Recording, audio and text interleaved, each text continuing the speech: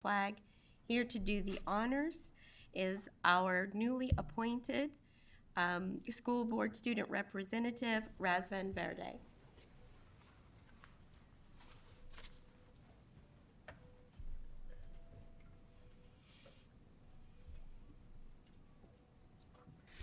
Good evening, members of the school board, Superintendent Dr. Mitchell, auditorium guests, and our viewing audience. My name is Razvan Verde. I am a senior at Warwick High School and am serving as the student representative to the school board. As we begin a new school year, I would like to share a poem called What Will Matter by Michael Josephson. Ready or not, someday it will all come to an end. There will no longer be any more sunrises, no minutes, hours, or days. Your wealth, fame, and power will shrivel to irrelevance. Your grudges, resentments, frustrations, and jealousies will finally disappear. So too, your hopes, ambitions, plans, and to-do lists will expire. The wins and losses that once seemed so important will fade away. It will not matter where you came from or what side of the tracks you lived on at the end.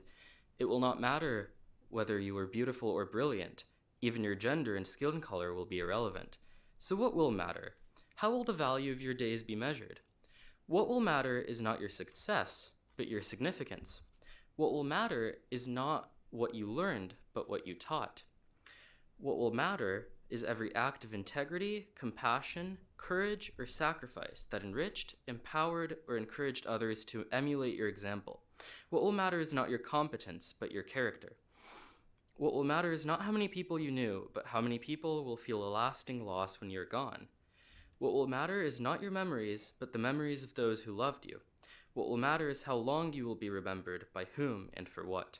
Living a life that matters doesn't happen by accident. It's not a matter of circumstance, but of choice.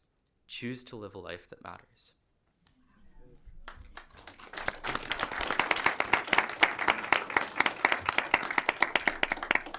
Now please stand for the Pledge of Allegiance. I pledge allegiance to the flag of the United States of America and to the republic for which it stands, one nation, under God, indivisible, with liberty and justice for all. You may now be seated. Thank you. Thank you. And thank you, Mr. Verde. And your message could not be more timely. We do appreciate it. And we are so thrilled that you are with us for this full year. Thank you.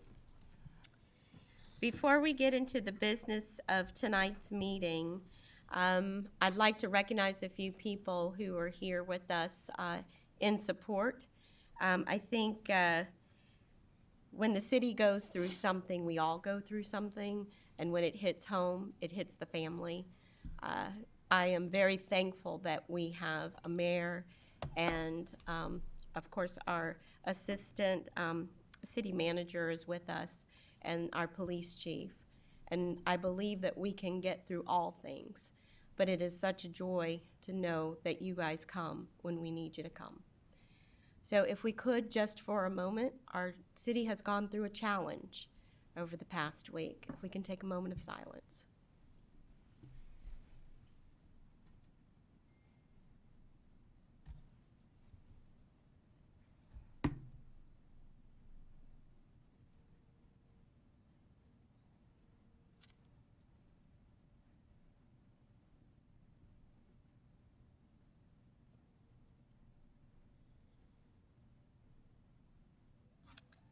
Thank you, and thank you all for your presence. The next item on tonight's agenda is school board recognition. So Dr. Mitchell, if you would join me at the podium.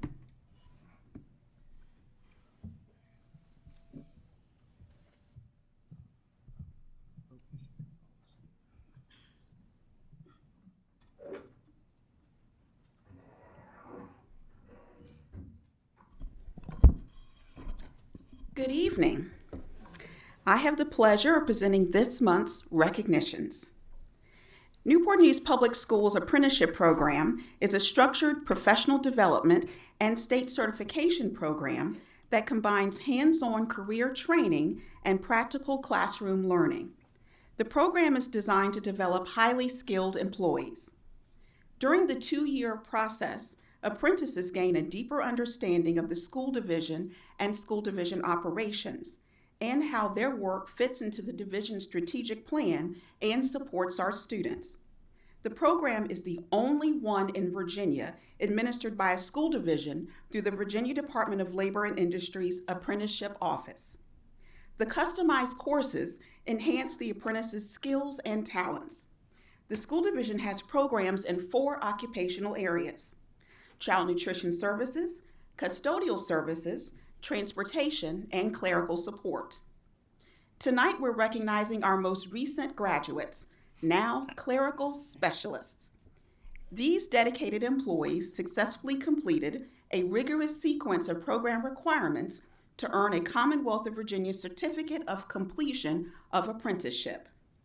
The certificate reads, the name of the individual has satisfactorily completed a time-based registered apprenticeship of 4,000 hours at the occupation of clerical specialist in accordance with the standards and approved by the Virginia Apprenticeship Council, and is, by virtue of the statutes of the Commonwealth, awarded this certification, and it is signed by the Secretary of the Virginia Apprenticeship Council.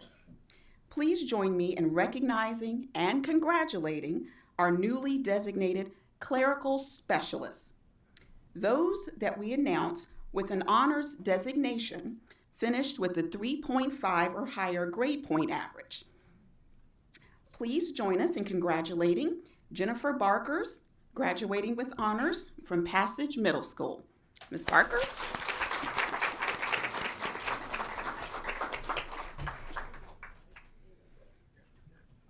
Sherry Caraway, graduating with honors from Rich Neck Elementary School.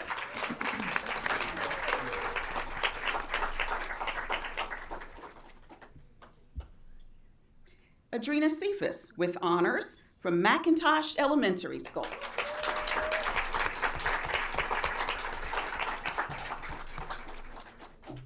Christine Fisher and Achievable Dream Academy. Ms. Fisher.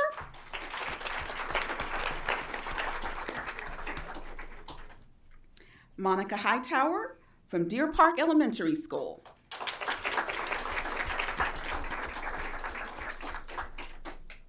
Beverly Husband from Woodside High School.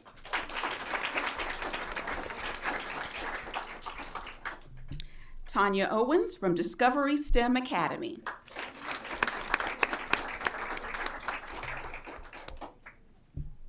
Jessica Perrette with honors, Woodside High School.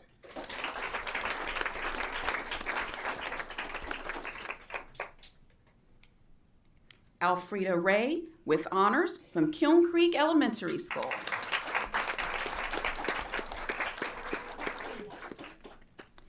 Michael Richardson from Yates Elementary School.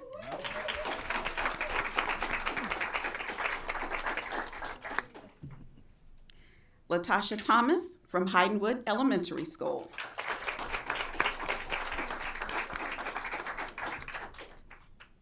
Jennifer Zacharias from Sanford Elementary School.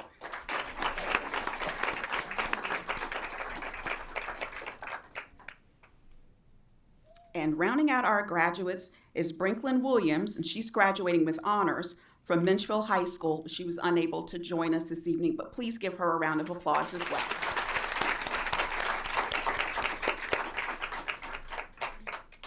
During the 2-year program, these clerical specialists completed 288 hours of coursework and on-the-job training in customer service, effective communications, English, math, Spanish, workplace technology, and leadership skills. The clerical apprentices also sharpened their skills in crisis training, public speaking, office management, and event planning. And again, please join us in one more round of congratulations for all of their hard work.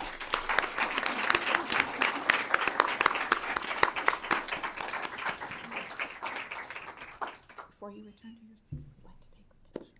See if you can join us right away.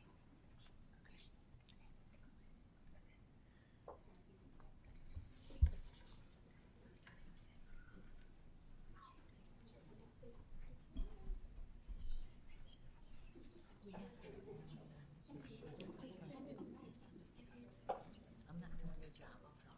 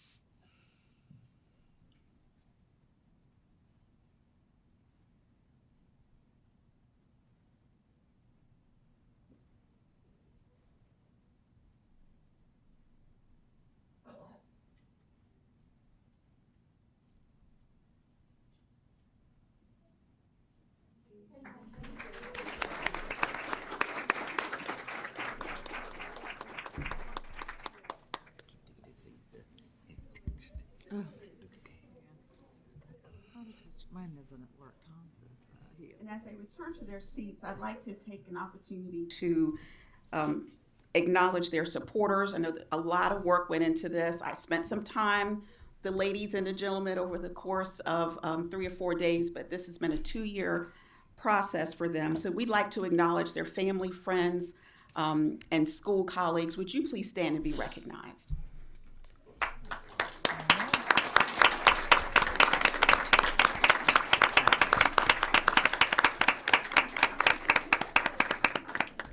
Thank you very much for loaning us them for a little while. I'd also like to acknowledge Dr. Nina Farish, Director of Human Resources, and the Director of the program, Kimberly Hammond, our Training and Development Coordinator. Thank you. At this time, we're going to take about an 8-minute break so that our honorees and their families may leave. If you choose to do so, you're welcome to stay the rest of the board meeting. Okay. During this time, our viewing audience will have an opportunity to view this month's School Board Spotlight. So we'll stand in recess for about 8 minutes. Thank you.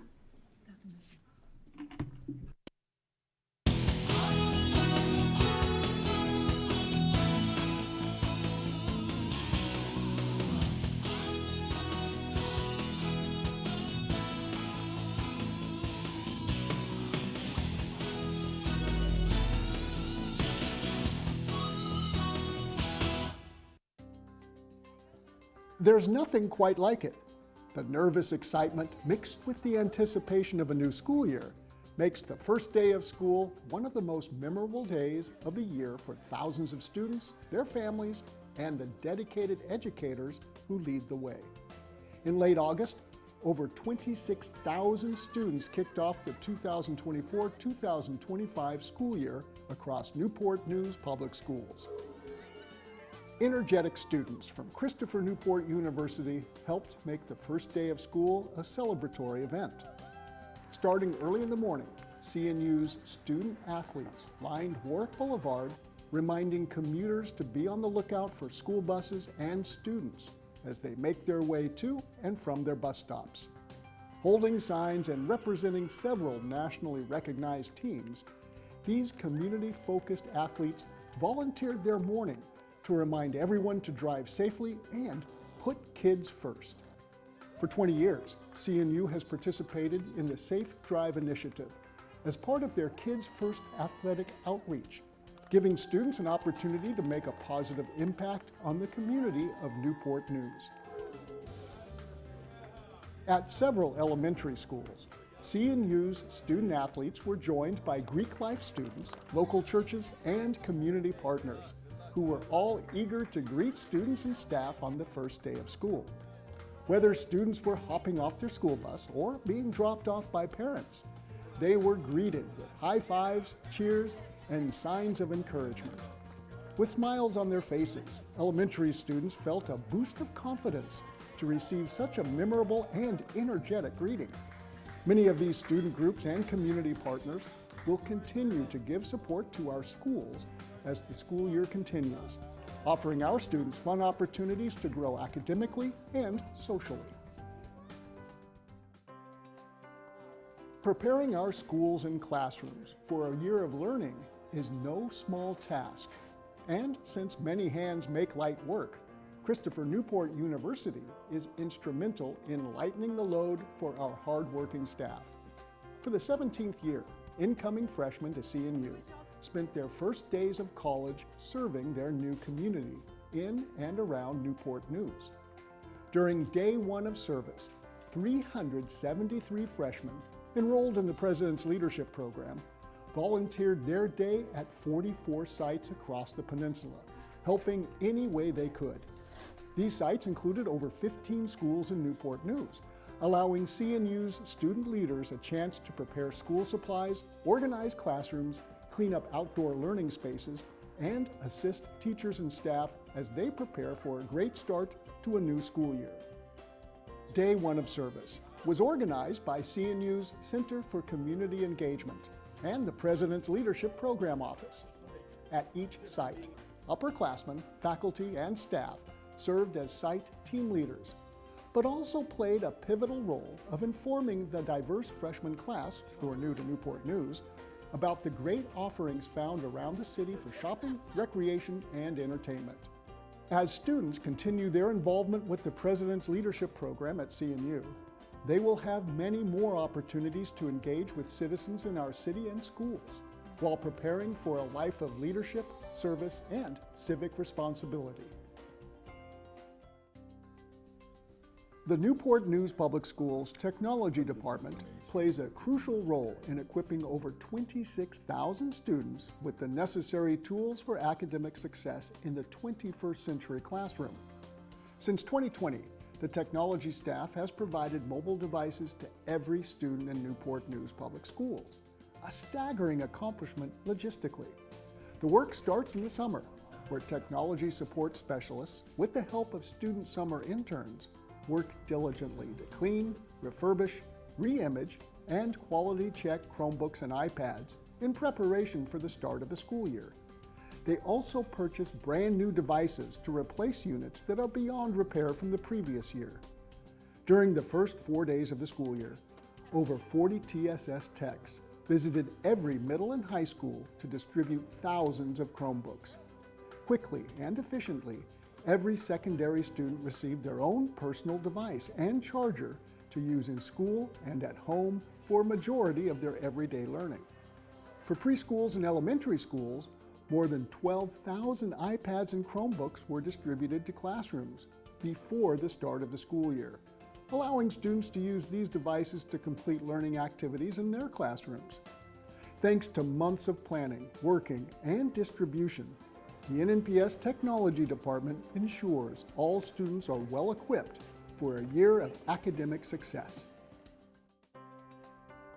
Students, staff, and an excited community are already gearing up for the 2026 school year and the grand opening of the brand new Huntington Middle School.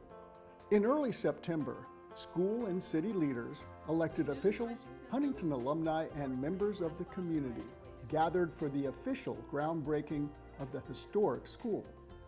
Over the course of 2 years, Huntington will be reborn as a 600-student education center with a focus on STEAM and include student learning studios, state-of-the-art labs, and open collaboration areas.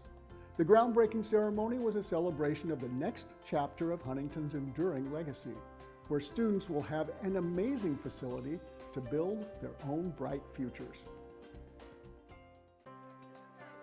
For participating elementary students, Camp Elevate offered a summer full of fun, interactive, and enriching learning activities. At the end of the 5-week summer experience, all 4 elementary sites invited families to celebrate the accomplishments and growth of their young learners. During Family Day, hundreds of families saw firsthand what their students learned in literacy, math, and science at the Learning Showcase.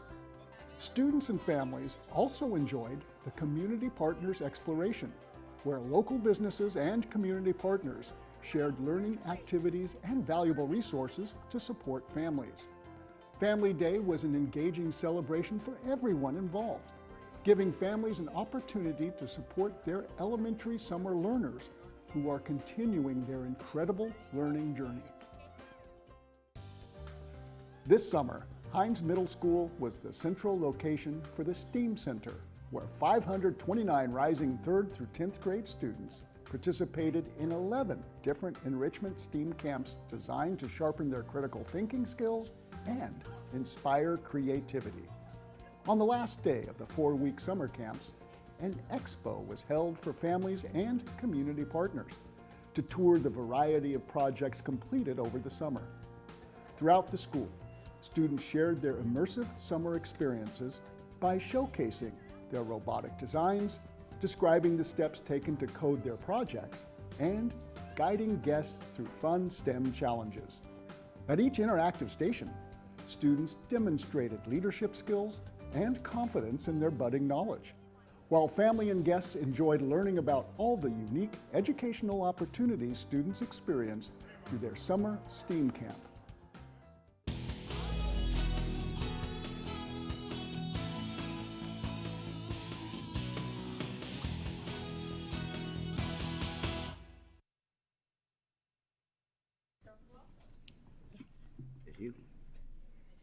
I hope you enjoyed this month's School Board Spotlight. During our regular meetings, we provide time for the public to address the school board.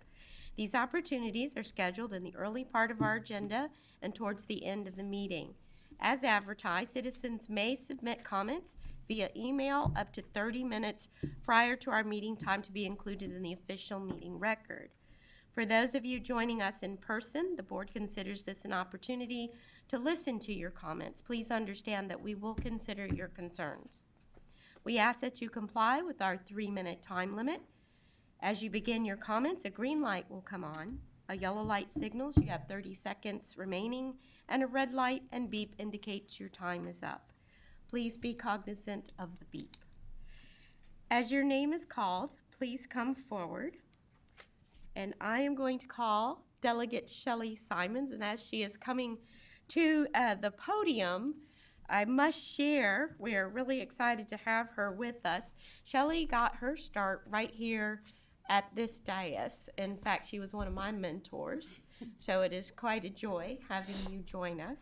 And she is currently serving as a delegate, and her heart is totally about education, which she's also the vice chair of the education committee, and she fights for us daily. And since you do that, Shelley, you do not have a 3-minute time limit. Thank you so much for that lovely introduction. It's so nice to be back with my team. That's the way I feel every time I come in. I bring greetings from the Virginia legislature. I'm Delegate Shelley Simons. I am a former teacher, a former school board member who now represents Newport News in the Virginia House. Thank you for allowing me to say a few words tonight. As a delegate, I'm able to put in requests for Newport News in the state budget. This year, I submitted a request for $1.5 million to do renovations at Rich Neck Elementary for safety and security upgrades to the school building. They really needed these renovations, and we really want to show our Rich Neck teachers and students some love. The exciting news that I want to share with you tonight is that we recently found out that we got $1.5 million in the Caboose budget.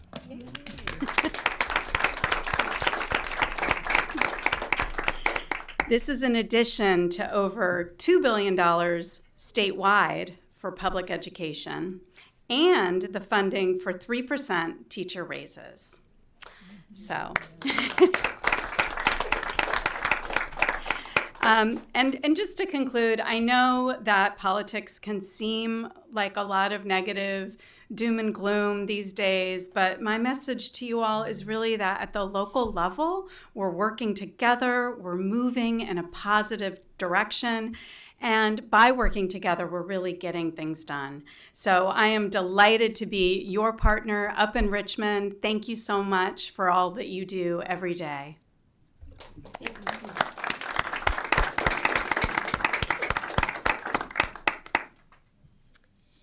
Thank you so much for fighting for us. We do appreciate it. Natalie Chamberlain.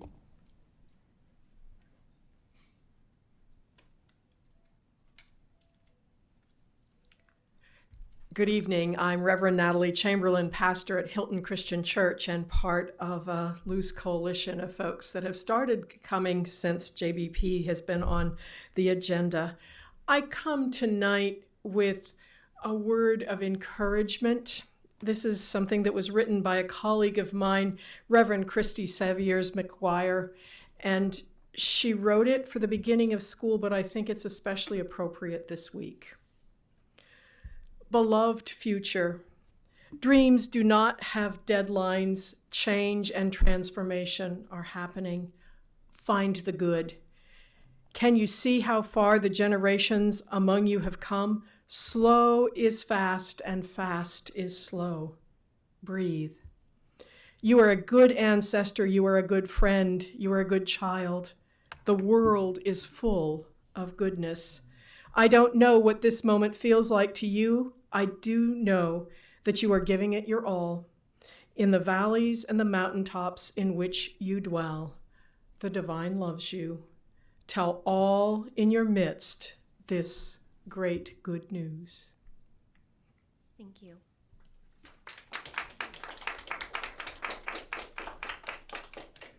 Crystal Beauvier? Is it Beauvier? Okay. Okay.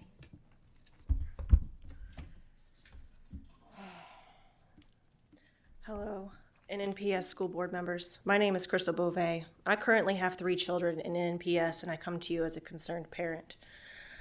I hold a degree in social psychology, and I'm here this evening to discuss the security and safety of our children at NNPS. As of today, multiple measures have been implemented in the name of safety. These include clear backpacks, metal detectors and wands, school IDs, here comes the bus apps, and new cell phone policies. None of these have altered or hindered the violence that continues to occur both on our school grounds and throughout the hallways within the schools. The burden of this falls to the administration and you folks here today on the school board, some of you who've been here for 10 years. And I'm here to say that the only achievement that has been accomplished is successfully making our children feel that they are prisoners of a system that they have no power or voice in. Every policy you've implemented mirrors our jailhouses and our courtrooms. Children are treated guilty until proven innocent. Altercations are swept under the rug if we're informed of them at all. And to end it all, the most recent policy takes away the one outlet our children have to the only people who'll stand behind them, and all in the name of their mental health. Today at 8:24 a.m., my daughter texts me from her middle school English room because her sister wasn't answering her messages after she was informed by the teacher that there was a shooting near her sister's school and that the school was in lockdown. She messaged both myself and her stepdad to ask if she was okay. My husband then spent over 15 minutes trying unsuccessfully to get through to the school when he reached out to NNPD to be told that there was a shooting, but it was not on school grounds. When he finally got a hold of the school, the admin told him there was no lockdown. Sounded like she was reading from a note card. No information was given, and we had to learn what was actually happening from social media and the news before we were ever given a phone call or an email from the schools. My children have been attacked in classrooms, accosted verbally by teachers and students, and sexually assaulted in the hallways. The one common denominator were school officials telling me that, was it really that big of a deal? My kids are honor roll students and have some teachers asking about them years after they've left the classrooms and schools. They're not troublemakers asking to be put into these situations or to continuously let down by the people in the schools who are supposed to be there to support them, and instead are the ones to have to change schedules and classes to accommodate the sources of the problem. I could go on to name other issues about related school shootings and bullying and things that have happened between Gildersleeve, Hines Middle School, Menchville, just to name a few, but I'm sure we're all well aware as they keep popping up after incidents that happened this morning. To conclude, your safety policies have done nothing to make our children feel safer. They come home daily telling me that they have no support system in their schools. The only thing that they've accomplished is ingraining into our children that they are nothing but a number on an ID, to be searched and have personal belongings seized with no rights to privacy, all because you don't want to take care of the actual problems. The mentality of treating them like criminals in a jail cell is going to do more harm to them than anything else. Thank you. Thank you for your time. Lena Lamont.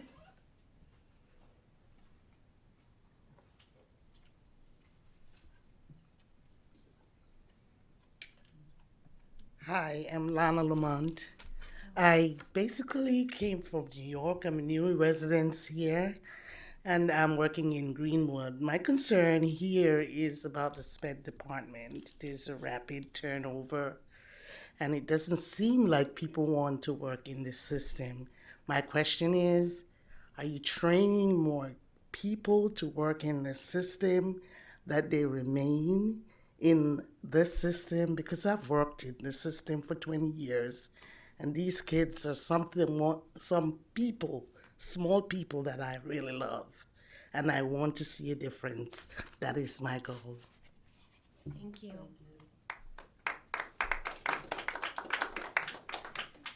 I believe this is Ariella Lucas.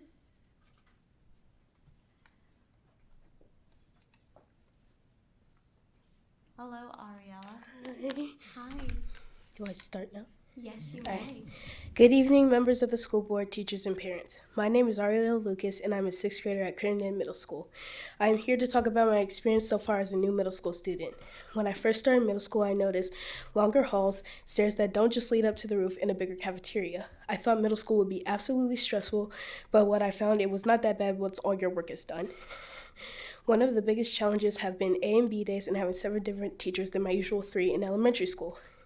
It's also been different making new friends and getting used to a way older kids and a cacophony of noise during class transitions. One of my favorite parts about middle school is band and lunch, even though those two things don't go together. So far, I've learned how to stay organized, keep up with my work, and have more patience. I've also gotten better at my math and English and having straight A's so far. As I continue through middle school, I'm really looking forward to participating in school sports and clubs. One of my goals is to keep up with my straight A's. Thank you for giving me this opportunity to speak tonight. Middle school has been a new and exciting journey, and I'm excited to see what's next. Thank you.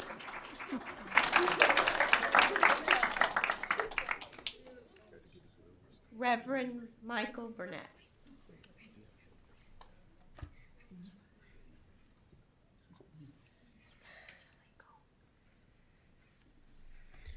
School board members, thank you again for the opportunity to speak to you. I too want to offer a word of encouragement.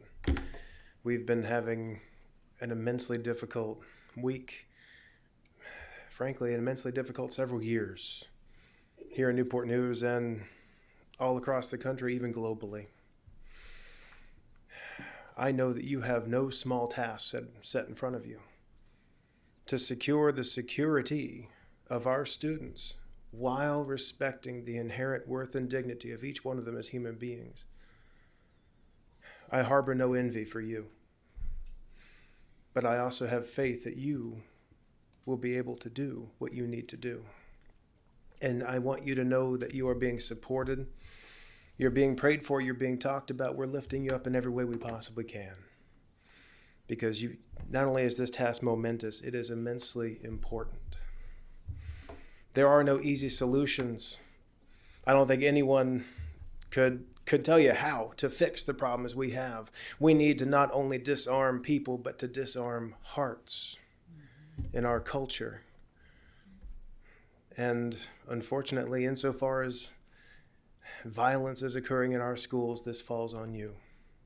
So thank you in advance for everything that you do toward that goal of disarming the hearts of our students, of disarming the hearts even of our educators and our staff. I hope there is peace within each and every one of your hearts so that you can share it. And if there isn't, I hope you can find it. Thank you. Marilyn Willis. Marilyn Willis. There she is.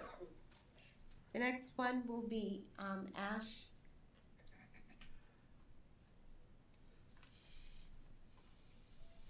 It says Chattanooga, but I can't see it.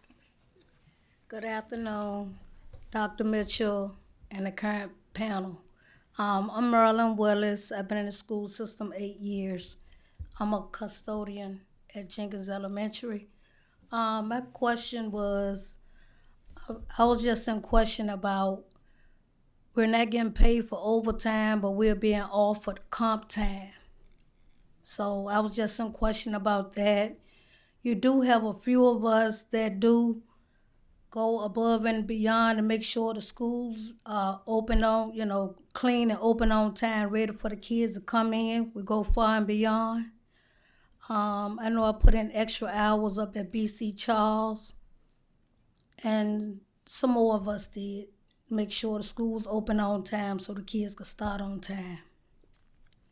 So I was in question about that, and someone else brought up something about the kids. It do bother me about the kids. I worry about the kids all the time. That what happened this morning. I just don't know. Sometimes I be in the hall, the kids upset. I be like, well, baby, what's wrong? Sometimes I do ask them what's wrong, because we don't know where the problem coming from. Some just need to be done. So, going forward, I just hope we all will come to a conclusion and get something done about the bad behavior in the school system. One thing I know, it ain't nothing like it was when I was in school. You act up if you want to. Somebody gonna be waiting for you at the house, you better believe it. So I'll close mine with, my closing statement will be, I guess all of us could work together, come up with a solution and try to do what's best for the kids, to keep the trouble down and the gun violence. And stay in prayer, most of all. I'll close with that. Thank you. Thank you, Ms. Willis, for your service.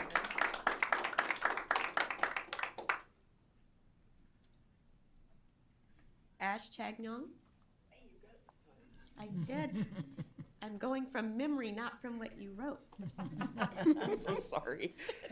So hi, my name is Ash. Good evening, Dr. Mitchell, members of the board, and special welcome to our new student representative. It's good to see you. I don't think I've met you before. I don't have any prepared remarks this evening. I didn't originally even intend to speak tonight.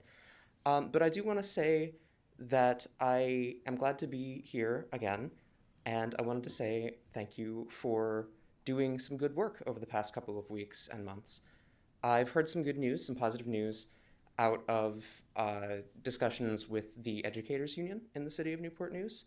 And I want to say that I'm very happy to hear that things are progressing on that front. And I want to thank the members of our board and the members of our Educators Union for working together to make a better school system for our employees and for our students, and set a different tone from the usual doom and gloom that I bring to these meetings.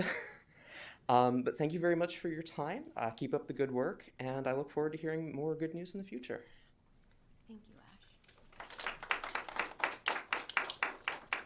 Jane Martin. And then the last one for this section will be Chandra Woods.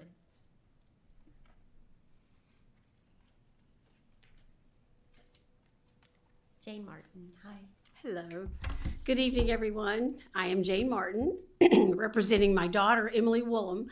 Darn allergies. And I'm here for my third visit. I'm again requesting the ban keeping my daughter from every Newport News school be lifted. If the ban from all the schools cannot be lifted, I'm requesting that it be modified to allow Emily access to Kiln Creek Elementary School, where my granddaughter Jasmine is a special education student. I've been thinking about what I can say to you that I have not said previously. Tonight, the theme is fairness.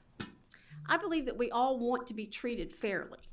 I attempt to treat everyone that way, but that's not my recent experience with NNPS. I would not be here if I could get someone in the school system to talk with me about this situation. It seems that that is not going to be an option. On Friday, September 6th, Jasmine was not feeling well and went to the school clinic where she is not a frequent visitor. Emily was called. She lives 5 minutes away from the school and was not permitted to pick up Jasmine due to the ban. Emily tried to call Jasmine's father and he was unavailable. She tried to call me and I was unavailable. She reached my husband, who was in line to have groceries put in his car and could not get out of line the line or he wouldn't have gotten our groceries. When I got to my phone, I saw that Emily had called. I rushed over to get Jasmine. She had been in the clinic with a headache for 1 hour with her mother 5 minutes away. Upholding this ban against Emily is a heartless act and in no way fair. The consequences, my 9-year-old special needs granddaughter suffers. In May, Emily was called to meet with HR concerning her Facebook post, which was terrible. I'll admit that. I have no problem with that. I went with her. We were shown a paper containing the charges against her. The paper had a phrase, "after completing an investigation." Emily asked, what investigation would that be? There was apparently an investigation conducted in which the primary suspect, Emily, was not involved. How is that fair?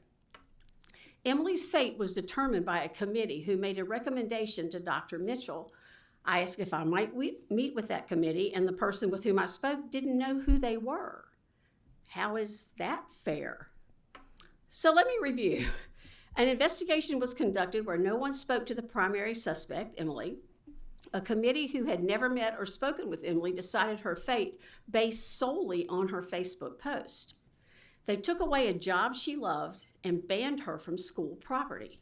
What is fair about any of this? I'm pretty sure the answer is nothing. I wonder how any of you would feel if someone you loved had been treated this way. We live in a country where everyone is entitled to a fair trial, and I guess that does not apply to NNPS. Thank you, Mrs. Martin. Okay, thank you. Chandra Woods.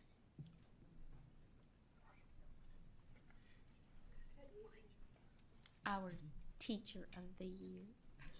Good and evening. Regional Teacher of the Year. Good evening, Dr. Mitchell, members of the school board, parents, and community members. I've had the privilege of teaching middle school for 26 years, and tonight I want to share some positivity about why I continue to teach and how my students inspire me every single day. So my kids, our students, have been an amazing source of inspiration for me. They touched my heart so deeply that I wanted to share them with everyone. When I shared this with them in the classroom, told them that I want to come speak about them, they wanted to speak for themselves, to share their experiences about middle school and how they're growing each day. Why do I teach? The answer is simple, our students. I've had the pleasure of being part of the lives of these incredible young people who teach me just as much as I teach them. They are sweet, loving, kind, gentle, respectful, humble, argumentative, and preteens who show up every day eager to learn. By the end of the day, I sit in my rolling chair exhausted, but happily so, because they pull out of me everything that I pour into them. But they did not come to this place on their own. I also have the privilege of working with their amazing families who respond to my daily JoJo messages as just as dedicated to their children's success. Sometimes we focus on the challenges we face, but tonight I want to share a story of positivity. Let me tell you about the moment I realized just how special that my students are. On the first day of school, one of my children was upset. He had his head down. He walked up to me, and he was sad. He said he just wanted to have a good day. And I picked up his head, and I gave him a hug, and I said, it's going to be okay. He started to cry, and then he looked at me. He said, I believe you. It reminded me of how much our children believe us when we tell them that things will get better. That moment stays with me all the time. Those moments remind me every day why I teach. While I'm teaching them reading and writing, my students teach me patience and perseverance and the power of kindness. They push me to be a better teacher and person. For that, I'm forever grateful. I'm so excited for what lies ahead for my students and their families. They are full of potential and ready to take on the world with their bright minds and compassionate hearts. It is important for all of us to see that while there are challenges, there is so much good happening in our schools every day. Thank you so much to the Newport News School Board, Newport News staff, parents, families, caregivers, for helping us get off to an awesome school year, and for supporting the implementation of our VDOE initiatives, including the Literacy Act and Executive Order 33. We are one Newport News. Thank you. Thank you. We really do appreciate all comments this evening. We will have a second section for comments. We'll get on with the business of the school board. We'll now move on to Section 3, the consent agenda, which includes 3.01, minutes from the work session, August 2024, 3.02, minutes from the closed meeting, August 2024, 3.03, minutes from the regular meeting, August 2024, 3.04, the financial report, including the revenue and expense reports for June and August 2024, 3.05, the personnel report, 3.06, the budget transfer. At this time, can we have a motion to approve the consent agenda? Madam Chair, I move that we approve the consent agenda as presented. Second. Thank you. Do we have any comment or question? Okay, please call the roll. Harris. 4. Hunter. 4. Alger. 4. Amon. 4. Best. 4. Searles Law. 4. Motion carries 6-0. Thank you. We'll move on to Section 5, reports and information. 5.01, teaching and learning update. Dr. Mitchell, do we have a presentation? Yes, we do, Madam Chair. Tonight we have a presentation on streamlining the curriculum. We have coming to the podium Mr. Daryl Pankratz. He is the Executive Director of Teaching and Learning, and he will kind of tag team with Ms. Lori Wall, who is the Director of Elementary Teaching and Learning. Thank you, Dr. Mitchell. And good evening, Madam Chair, Searles Law, Vice Chair Dr. Best, and school board members as well. So tonight I'm very excited to be able to share an update with all of you on the pre-K through 12 curriculum that we've been working on and will continue to do in streamlining the NNPS curriculum. As we began this work, we looked at the previous curriculum audit conducted in 2022. In particular, we looked at interviews with teachers about the current curriculum platform, templates, and overall functionality. An initial step that each of our curriculum supervisors addressed was to identify the vision, goals, and instructional approach for each content, which aligns to the VDOE standards of learning and are inspired by the profile of the learner. This provided the foundation of our redesign and served as our North Star. On this slide is the vision, goals, and instructional approach for our elementary English. This information has not only been folded into our curriculum redesign, but is also forward-facing on the elementary and secondary English websites for our families and community. All other subject areas are currently in process to mirror the same look on the external curriculum site for our community. The next steps involved our curriculum supervisors learning about the design of what we call a storyboard. A storyboard is a visual approach for all stakeholders, teachers, families, students, and community members, to experience an overview of the grade level subject or course and tells an engaging story of the learning. Then we designed the lesson level template, which became the curriculum writer template and teacher unit instructional guides. What you see on the screen now is an example of our secondary storyboard. Each storyboard contains a purposeful title, a compelling image that helps tell the story of the unit, and a narrative explanation with a through line that is accessible to all stakeholders. In an effort to be transparent to all families, it also includes the standards of learning that are taught within each unit. What you see in front of you now is the forward-facing elementary English page, where storyboards are posted and are accessible for our families and community. This allows for all stakeholders to engage with the story and unit information with their student. Now we'd like to show you what the teacher is able to access through the intranet curriculum site.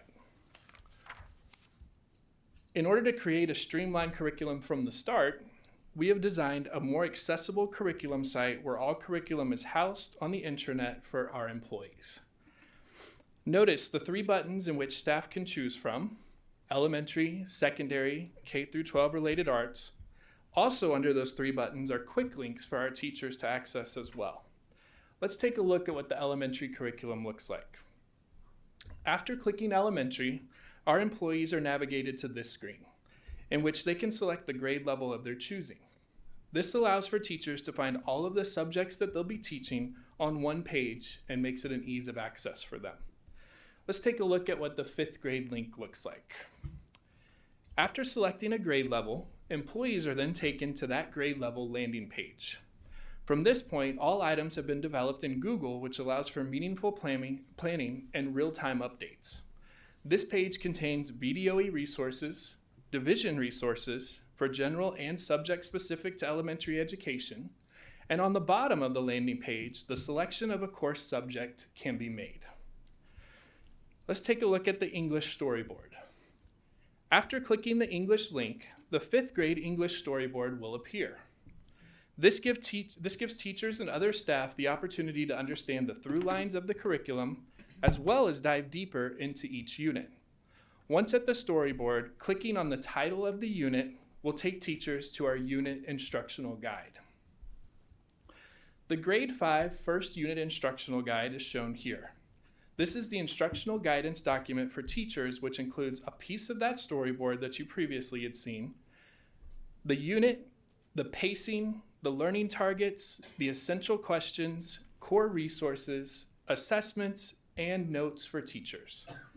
Under the core resource document section are what we call slide decks. In the slide deck, teachers are able to see a daily lesson with all lesson components included. This provides the teacher an aligned curriculum to deliver to all students while allowing them to differentiate and customize as needed for their diverse learners.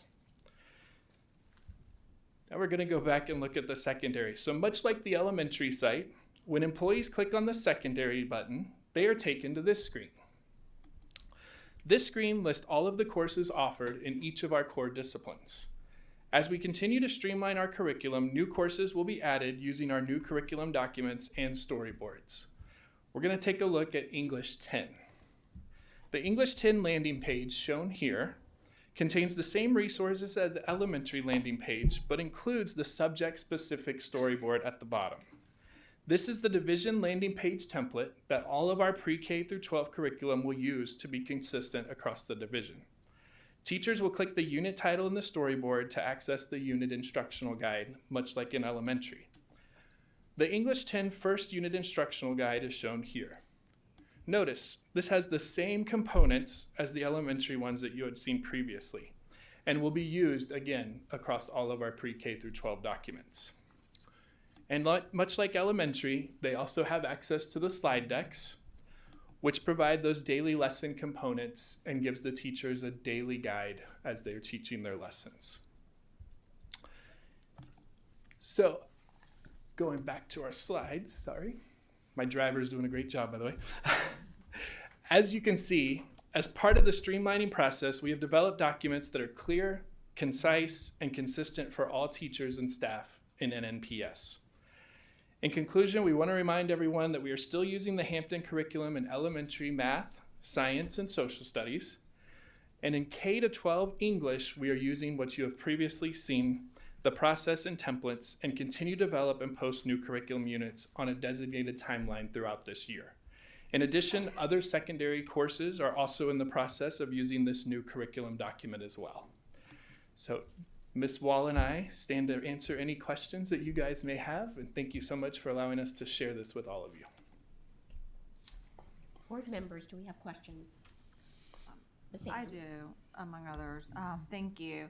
Is there anywhere for parents, if they're curious to get, I noticed some things in the 10th storyboard that might have given people some question marks. Is there anywhere they can go to look and see sort of what's expected to be taught? So if they have questions, like for example, social justice research project, if people have questions or concerns, who would they reach out to? How do they learn? What's the content of that? What activism might my kids be doing? Absolutely. So essentially for the parents in the community, all they're seeing is the title. They're seeing the narrative that's there to tell them what they'll be learning throughout that unit and then identifying those standards. From that point forward, everything else is in-house that a teacher may post on Canvas or wherever else they're posting for then that way it can get out to further from there. But as far as just for the community, it's just that front storyboard page. But the recommendation would be, though, that those parents could reach out to the lead teacher. Absolutely. The teacher or the lead teacher for that content area, or could they reach out to like teaching and learning, to the English department? So they can reach out to the classroom teacher who then can share, here are the activity, like the lesson series that we will be studying throughout this 15-day unit or 20-day unit. So a teacher could give the specificity. The storyboard is like the 10,000-foot view. If they wanted the ground floor view, that would be a question for the classroom teacher. And would there be different, like 10-foot views, in that one teacher might choose to use this option versus that option? Like there are different things you can pick to teach.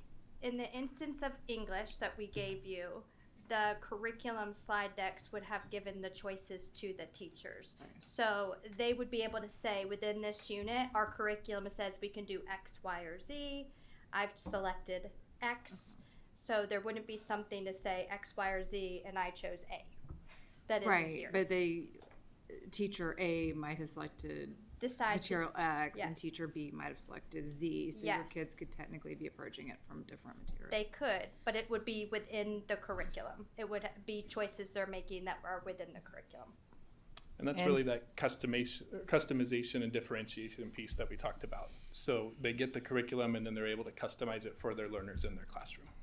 And I believe that the Virginia Department of Ed has support for parents as well, as far as the pacing guide. So if they go to the standard, I believe that there are places where they can get activities to support the learning.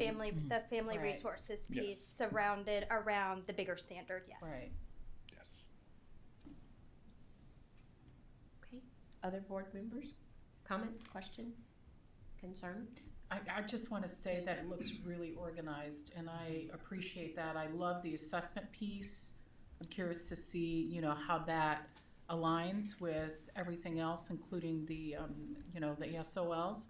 But we also know that there are changes on the way in terms of accountability and everything else. So, you know, kudos to you guys for the work, because there's a lot that I'm sure that still needs to be done to kind of clear out some of the wrinkles as the State Department is making decisions along the way.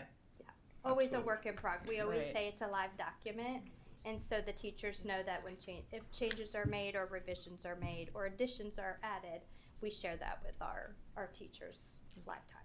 And that was one of the main reasons moving to Google, is that our curriculum supervisors can log in and make real-time adjustments that teachers see automatically that day. Dr. Best? Yeah, what kind of feedback are you getting from teachers? You want to share elementary Yeah, first? we did at our lead meeting last Tuesday. We shared, hey, you heard a lot of information in August from us, but we need to hear from you. And so we did some lead feedback around successes and obstacles. Brought that back to the team to say what are some things that are working for you, and then we are also working on a direct feedback link. They typically will email as well, but we're putting a feedback link on the curriculum site so that at any point they can just go to that link and provide direct feedback. So right now we're hearing, thank you for streamlining, thank you for hearing our call, and keep doing more of this. And so we will continue to take their feedback throughout the process this year and continue to strengthen our platform. Thank you. Very much the same in secondary. Yes. Okay. Ms. Amon? I just had a quick question. Is this within built the part of the content in this, is that Benchmark Advanced, or where are we on that? Yes. So Benchmark Advance is the core program. So the storyboard is heavily designed around those units of study. So when a family sees on that family page, it's those storyboards are under curriculum, but under the family and partner families as partners tab, it talks about Benchmark Advanced, and we are adding links that say here are some of the activities that would support this storyboard work. Okay, So it is so- fully aligned to Benchmark. Okay, so like if a parent wanted, we don't look at textbooks anymore. It'd be great Yes. if we could, but Yes. it is, you know, we are. If they wanted to kind of see what's going to, you know, what the kids are going to be learning, Yeah. would they reach out to the teachers? Would she be able, or he be able to provide content that they could kind of see what the kids are reading? So they're actually going to see exactly what the kids are reading. It's going to come home Okay. because the textbook that used to be in a basal, Right. all the stories in one book, are now consumable. And so at Back to School Night, we shared some slides with teachers that they can share with families that say, one, go to the storyboard. That'll tell you about the big ideas. Two, every time we finish a unit every 3 weeks, those stories, that consumable text is coming home so that you can see exactly what they read, reread those things, and on the back cover are activities that go with that unit of study for families to reinforce that. So transparency-wise, they're seeing exactly what their students are reading and then actually activities to go with it. While they're in the unit, since those consumables will stay in the classroom and they'll be working through those, that's the letter that says we're about to start Unit 3. Here are some ways in which you can support Unit 3. It's around X, Y, or Z. So there'll be before they start the unit, look at the storyboard. During the unit, do the activities from the letter. After the unit, here are the activities and what they read. So there'll be and if a three parent touch wanted to preview, because some may want to and have those kinds of questions, could they reach out to the school or And the see the teacher, or would there be something they could come and take a look at, or something copy in the library? Or Of something? course. So Okay. the teachers have access to all of the materials that they could show to a family to say, here are the pieces of text they'll be reading for this unit of study. Yes. So it's there if you want to listen. It is there for you to see. Yes. Okay, excellent. I want to just add one piece as Daryl, as you went through it and you scrolled down. I think it's important to note that there are activities for students who are in gifted programs. There are also activities for students who have special education services. So it's a one-stop shop for all teachers. Yes, and that's our universal design, is to say entry for all kids into the core curriculum. Well, those were my two comments, is that I like the usability of it from the, the 10,000 foot level. And I know I picked up quickly on the differentiation within the storyboards and as we got down to what the teachers were able to select from. And that's some heavy duty work. So thank you all. Thank you. Thank you. We'll share with the team. Yes. We appreciate that. Thank you. Okay, thank you. We'll move on to 5.02, the membership report. Board members, you have received a copy of this report. Are there any questions specifically? Hearing none, we'll move on to 5.03, the construction report. Board members, you've also received a copy of this report. Are there any questions? Hearing none, we'll move on to item 5.04, comments by the superintendent. Dr. Mitchell, we're excited to hear from you. Thank you so much, Madam Chair. I first want to take the opportunity to thank our staff for their passion, their commitment, and certainly their flexibility that they have exhibited not only every day, but especially currently through some difficult times. Our staff have really been there for the students, and they've been there for the parents, and it is greatly appreciated. I also would like to share that today is National IT Professionals Day. So our professional technology staff that supports teaching and learning, they maintain our hardware, software, networks, and student information system, and they ensure our network security. So special thanks to our technology team for all that you do to keep everything running smoothly for our students and staff. National Hispanic Heritage Month is September 15th through October 15th, and the school division is recognizing the achievements and contributions of Hispanic American champions who have inspired others to achieve success. Over the next few weeks, our schools will be commemorating the observance of special events and activities, and we will share some of those on social media as well as our website. Madam Chair, this concludes my comments for this evening. Thank you. So thank you, Dr. Mitchell. We will move on to item 6, another opportunity to hear from the public. I do have some additional cards, but if you have any that are still out there, if you wouldn't mind bringing those up.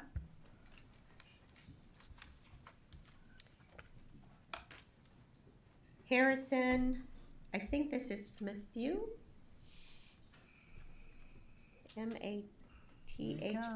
Matthew. Matthew. Okay, got it. Good evening, members of the school board, teachers, and parents. My name is Harrison Matthew, and I'm a 6th grader at Crittenden Middle School, and Miss Woods is my English teacher. I'm here to talk about my experience as a new middle school student. When I first started middle school, I noticed that the school was much bigger and all the different classes and teachers. And sometimes I forgot which way to go. I thought middle school would be scary at first, but it turned out to be fun. One of the biggest challenges is moving from different classes and having a different mindset on that subject. It is different making new friends and getting used to different classmates in each class and having good friendships. One of my favorite things about middle school is English class. We always have fun. Miss Woods is awesome at what she does. So far, I've learned how to stay organized and make new friends. I've gotten better at staying focused and having a positive mindset. As my 6th grade year in middle school goes on, I'm really looking forward to being in a lot of clubs. One of my goals is hopefully to get on the basketball team this winter. Thank you for giving me the opportunity to speak tonight. So far, middle school has been new and exciting and positive journey, and I am ready to see what's next.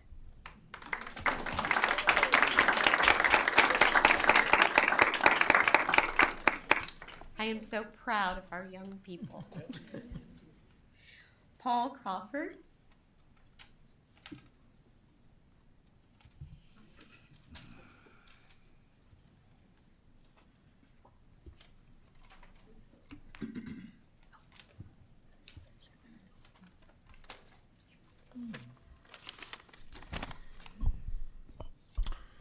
Thank you for the chance to speak. I was here in March to bring attention to a problem with pay in plant services. That problem still exists. Some adjustments were made, but only moved a salary compression around a little bit without fixing the system. Why is it that the hourly pay scale is so convoluted that an employee can't look at their position and number of years and see their pay?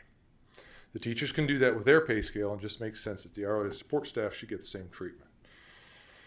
I heard there might be another review coming where HR compares NNPS pay to other systems, see where we stand. I hope this happens, and I hope they share the results. But it would be nice if we felt the efforts were transparent and fair to everyone. Another issue we have is when a person is promoted to a lead, their years of experience reset, and the next adjustment ignores all the time they served before the promotion. This seems like a penalty for doing a good job and getting moved up. If a custodian is promoted to a custodian lead, they are still cleaning, mopping, and dumping trash. Why is this considered a different job? Same goes for painters, plumbers, or carpenters. If they don't move to a completely different line of work, it seems only fair to give them the credit for the years they put in. NNPS wants employees that can be trusted with the keys to the building, trusted around kids, not to use tobacco or drugs, can pass a background check, have good driving record, and computer skills. Good employees need to be paid well. I have a question about insurance costs. Maybe you've heard all this before, I don't know. We pay a lot more for our premiums than city employees. I'd like to know why that is. From what I can see online, the only difference is the amount that the employer pays towards the premium. Employee-only plans are pretty equal between the city and the schools as long as you take advantage of the wellness credit. Employee plus spouse plans are between $2,800 and $3,100 more per year than the city, even with the wellness credit. Employee plus family plans are between $3,100 to $3,500 more a year for the city, also with the credit. Most of our plans are between 2.5 and 4 times what the city pays for a similar plan from the same insurance company. I understand it may not be possible to match the city's rates, but it is a huge drag on our income and feels unreasonable when compared with other employees working for the same municipality. Any movement toward parity would be appreciated. I've had a family plan here for 12 years. This cost me more than $40,000 more than if I had worked for the city of Newport News in a similar position. That's more money than my total take-home pay in any year since I've worked here. My gross last year was $20,000 more than my take-home, than my net. A third of that goes to taxes, $4,100 to retirement, but $7,300 goes to insurance before I even go to the doctor the first time.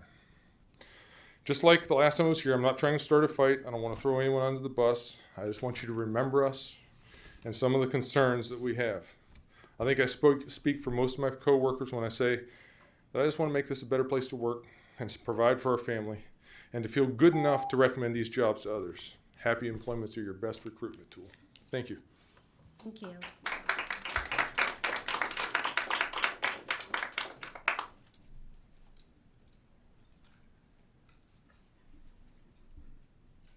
Jaden Johnson. It's like getting bingo, isn't it? My friend was also saying that too. Good evening, members of the school board, teachers, and parents. My name is Jaden Johnson, and I'm a 6th grader at Crittenden Middle School. Miss Woods is my English teacher. I'm also here to talk. Why do I keep on saying also? It's okay. I am here to talk about my experience as a new middle school student. When I first started, I noticed most of my teachers were cool and friendly. And I like the learning environment. I thought middle school was going to be boring. But what I found was that it was actually fun. One of the biggest challenges has been more homework. And changing classes. It's been different making new friends and getting used to having new classmates. One of my favorite parts about middle school is my STEM class and band. So far, I've learned to work with my teachers by asking questions. I've also gotten better at English. As I continue through middle school, I look forward to field trips and new experiences. One of my goals is to try to get at least 3 100s. Thank you for giving me the opportunity to speak tonight. Middle school has been new and exciting and positively in a positive journey. I am excited to see what's next.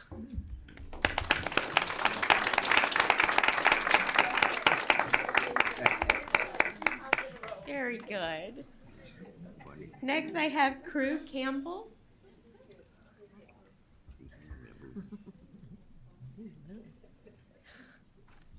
Hi, Crew. Hello.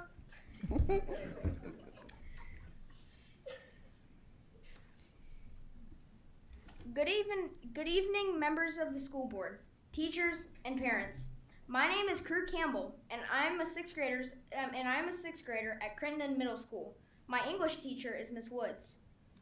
I'm here to talk about my new experiences as a middle school student. When I started middle school, I noticed there was many new people and a whole new environment to explore. I thought middle school would be a scary place, but I found it was not scary, and it had a nice environment. I've also gotten better at, trying harder. In elementary school, didn't really do that much, and I've learned to work on that. And as I continue through middle school, I'm looking forward to making new friends. One of my goals is to join the volleyball team this winter, and I'm trying to get straight A's. Thank you, school board, for giving me this opportunity to speak tonight. Thank you.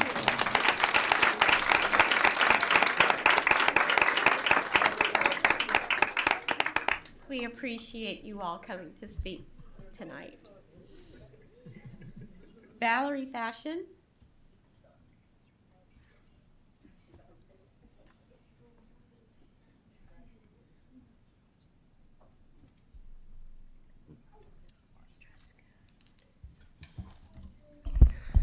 Good evening, Dr. Mitchell and school board members. My name is Valerie Fashion, and I'm an advocate for my grandchildren and the thousands of children in the school districts. First, I'd like to thank you all for all that you do for the children in our school district. I have a grandson that's in the first grade, and he entered kindergarten in 2023 in August. And I'm really concerned about the lack of spelling words that these children are being given.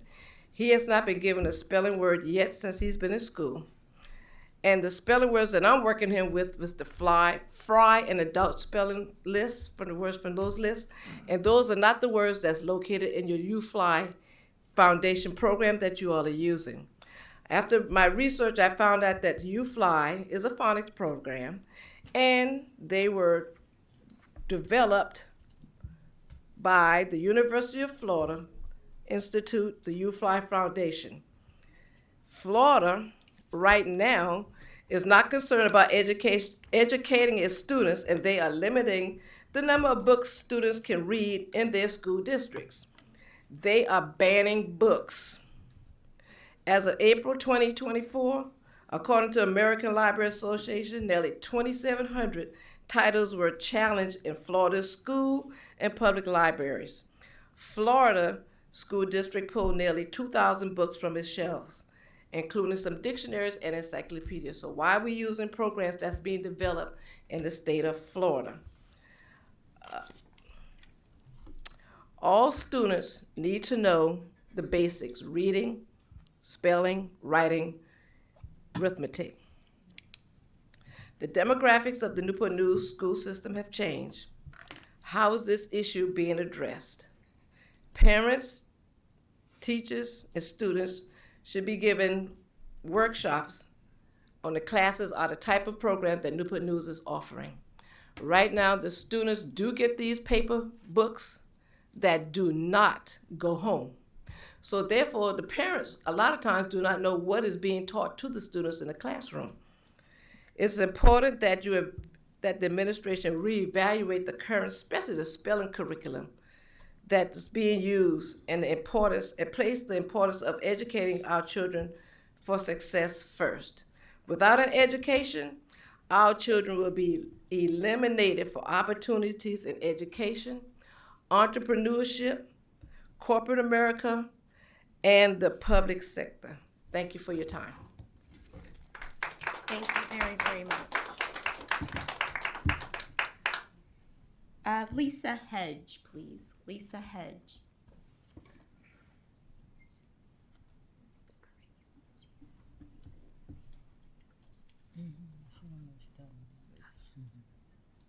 Lisa Hedge. Okay, my apologies. Jeannie Lynn Bradowski. Okay. Mary Voss.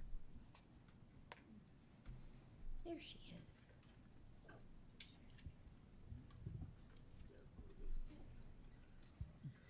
Hello, Mary Voss, an NPS teacher, parent, and graduate, also proud secretary of the Newport News Education Association. First of all, the NNEA stands in solidarity with youth victims of gun violence and their families here in Newport News. As a community, we must do all we can to protect our children from gun violence and violence in schools. And I know we've put some things in place, but we just got to keep moving and keep working at it and not give up.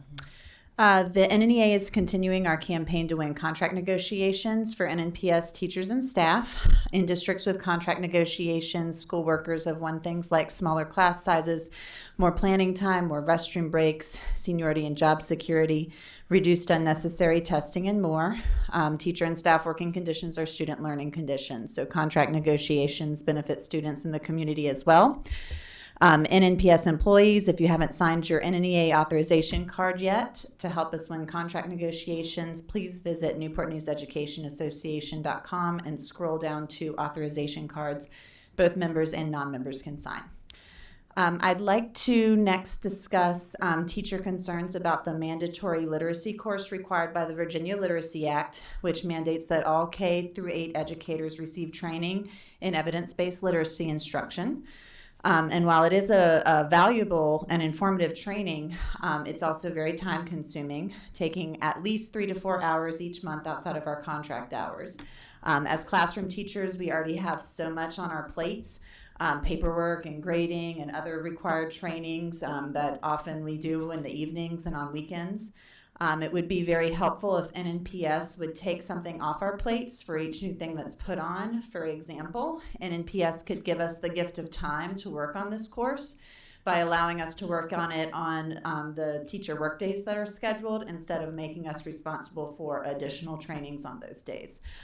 We implore you to find ways to lighten our load instead of piling on more. One final item I'd like to address today is the need to reinstitute a sick leave bank option for employees. I know some amazing teachers and staff in NNPS who have pre-existing conditions and who run out of sick leave through no fault of their own. They then have to go unpaid when they are ill, which can make it difficult to make ends meet at home. This is unnecessary when many other employees have more sick leave than needed, and we're willing to share it. The following school districts, local school districts, provide a sick leave bank option for their teachers and staff: Hampton City Schools, Williamsburg, James City County Public Schools, Virginia Beach Public Schools, Norfolk Public Schools, and Suffolk Public Schools. Here's an example of the sick leave bank policy available from online from WJCC Public Schools. To become a member of the bank, employees must donate at least 1 day of their sick leave. Please consider this option for NNPS to better attract and retain teachers and staff. Thank you for your time.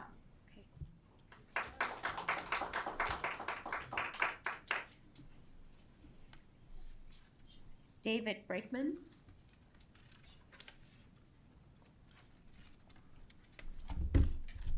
Thank you, Dr. Best and members of the board. I'm here to continue to ask for gender-affirming revisions to Procedure JBP.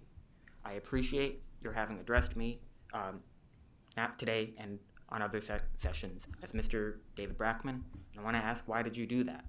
You didn't check my birth certificate. You didn't karyotype a DNA sample. You just took me at my word when I said who I was. And you didn't compel the government to investigate or tell me that I'm wrong about that at every turn. Imagine growing up surrounded by that kind of hostility. Since last year, trans students in NNPS can only be addressed by corrected affirming pronouns if they and their parents spend months getting a court order or a passport to say so. There's no need for this except to serve the MAGA agenda of weaponizing the government to reject the existence and dignity of trans people. Similarly, the section prohibiting trans students from playing sports with their friends of the same gender is beyond what Youngkin's already dubious guidance attempts to require of us. This is not the Olympics. The point of school sports is to stay happy and healthy by running outside with your friends. The point of a procedure preventing that was designed to be cruel instead. No, thank you.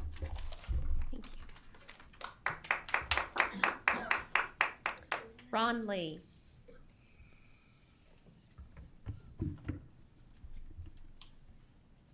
I'm going to talk about gun violence. If there's any kids that might be sensitive to that, give you an option to leave.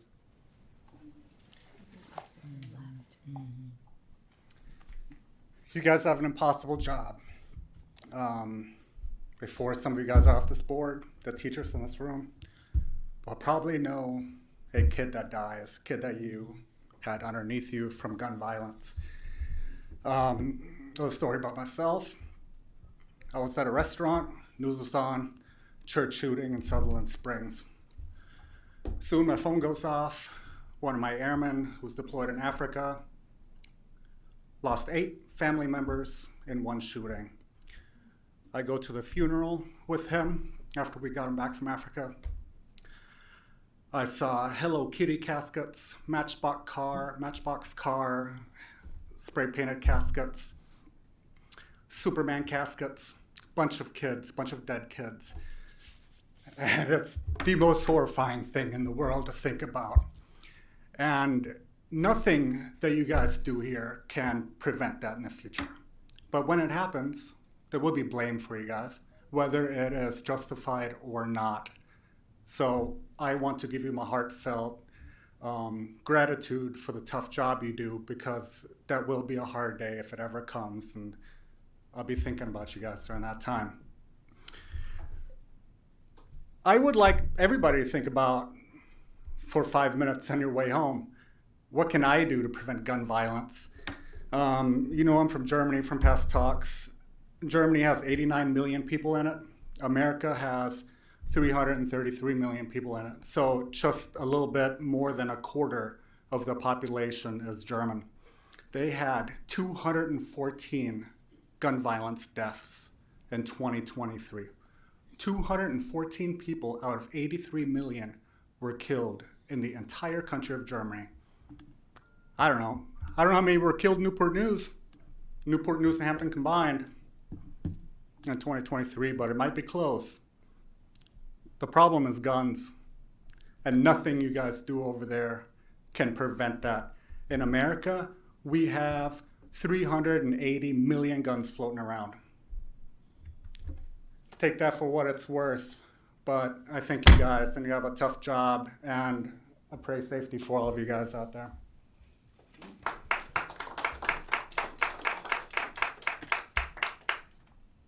Thank you for everyone's comments this evening.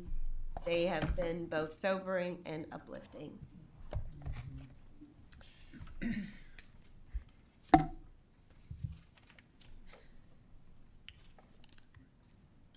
We're going to move on to matters by the school board. We're going to begin with Mr. Verde, our reason for what we do. Mr. Verde. Firstly, I just wanted to thank all of the wonderful students who spoke today about their amazing starts to their middle school. I also wanted to let all of my fellow high schoolers know that recruitment for the Superintendent Student Advisory Group on Education is underway. And for any of you wondering what this is, we meet with Dr. Mitchell, our lovely superintendent over here, once a month, and we discuss what concerns we may have and possible solutions and things like that. This recruitment process will be ending a week from today on Tuesday, September 24th, and interested high school students should contact their student support specialist for an application. I will be meeting with the superintendent in upcoming weeks to plan for the first SAGE meeting, and also on a a brief last note, I very much enjoyed participating in the Southeast Community Day Parade earlier this month, and I'm looking forward to participating in the Denby Day Parade and meeting more of our community. Thank you. Wonderful. Thank you so much. Mr. Hunter. No comment. Ms. Alger. I just want to share, I just have so many mixed emotions today. This morning with the news that we got, and then listening to our Teacher of the Year, to our students, hearing about the important stuff in terms of what our kids are learning, and that it lifts my spirits to know that we've got so much goodness out there, so many good things in spite of the things that the tragic events that occur. I want to thank every teacher. We had a custodial staff here to talk about the importance and how they reach in terms of relationships.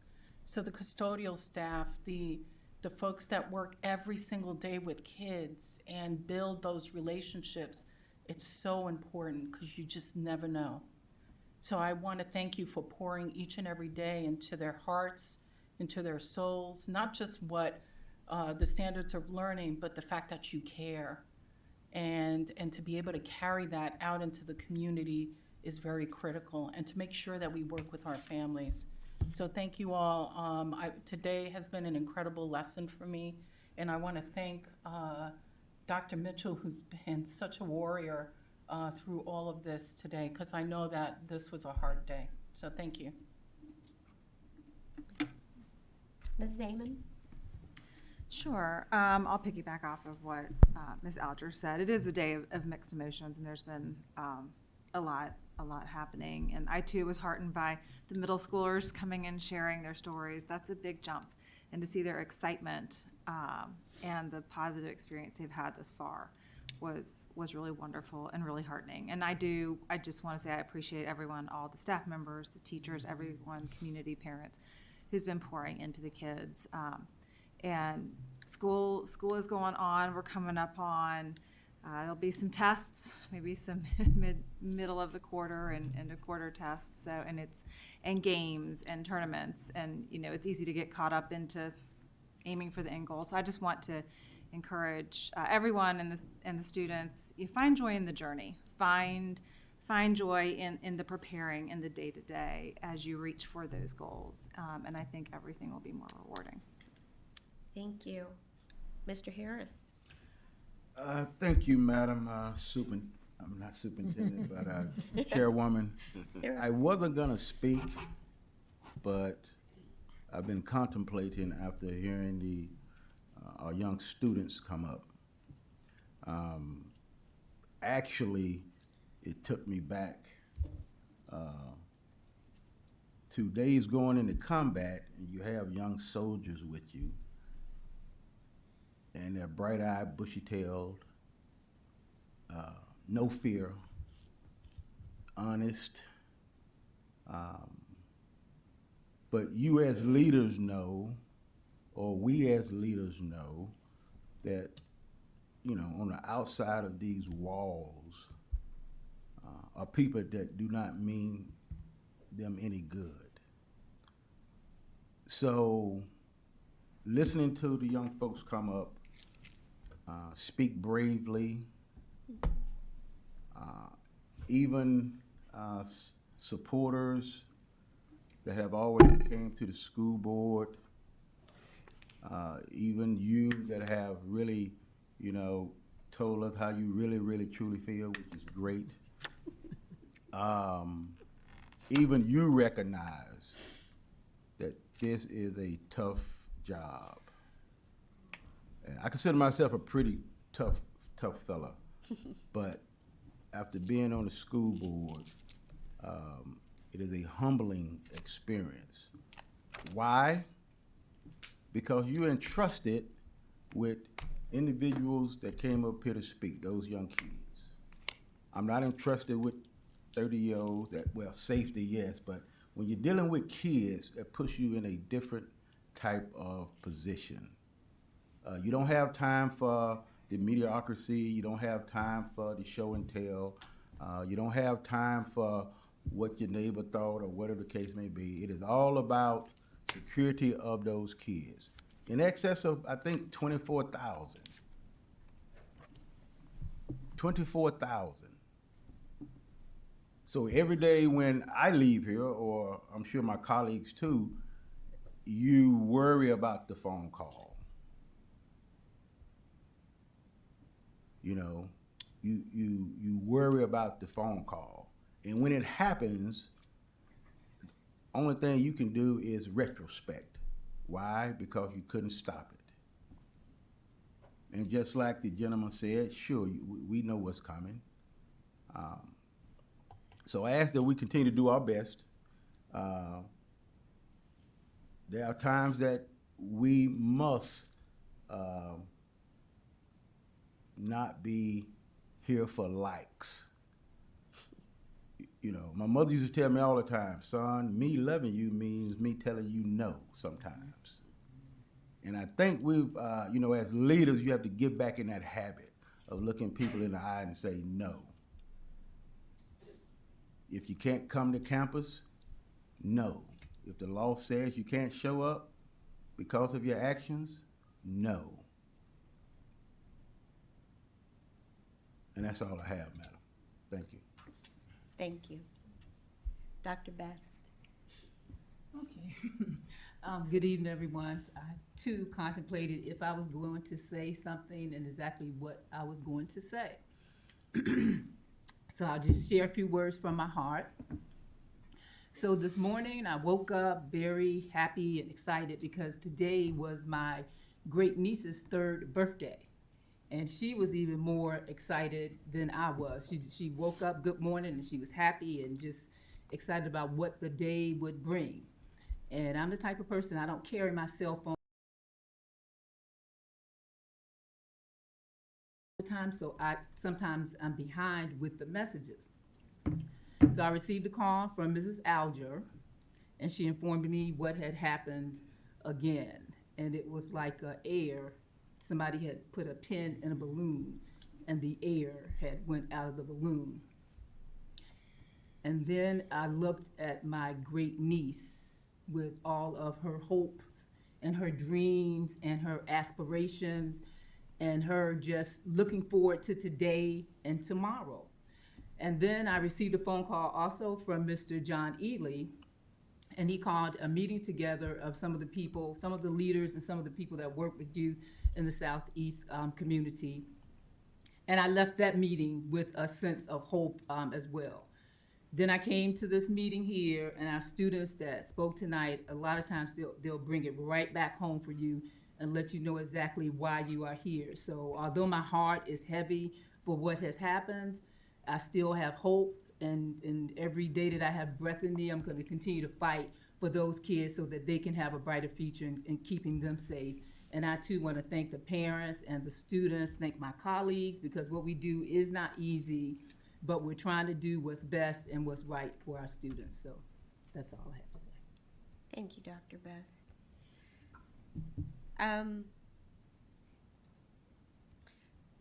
I think the only thing that I would like to add for my colleagues this evening is how proud I am of our students who are also looking out for the collective safety. They are doing the job that shows that they still believe in us. They let us know when they see something, they say something, and they expect us to do something about that.